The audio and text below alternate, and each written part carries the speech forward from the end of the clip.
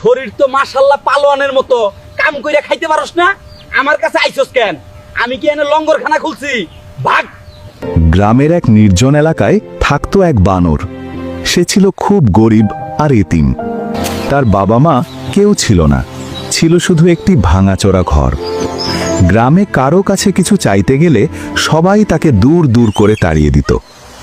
কিছুদিন পর বানর শিয়ালের কাছে গেলে শিয়ালও কটু কথা বলল, তোর জন্মের পরেই তোর বাবা মা মারা গেছে, এখন আমাদের কাছে আসছিস আমাদের মেরে ফেলার জন্য। বুক ভরা কষ্ট নিয়ে বানর চলে গেল। কিছুদিন পর শিয়াল ভীষণ অসুস্থ হয়ে পড়ল। তার নিজের বাচ্চারাও তাকে দেখে বলল, তোমাকে দেখতে ভালো লাগে না, আমাদের কাছ থেকে দূরে চলে যাও। শিয়াল কষ্টে ভেঙে পড়ল। ঠিক তখনই বানর এসে শিয়ালকে দেখে বুঝল শিয়াল অনেক অসুস্থ। সে লতা পাতা আর পানি এনে আদর করে যত্ন করে শিয়ালকে সুস্থ করল। শিয়াল লজ্জিত কণ্ঠে বলল, আমি তো সবসময় তোমাকে খারাপ কথা বলতাম, তবুও তুমি আমাকে যত্ন করলা কেন? বানর শান্তভাবে বলল, আমার মা বাবা নেই, তাই মা বাবা হারানোর কষ্ট আমি বুঝি।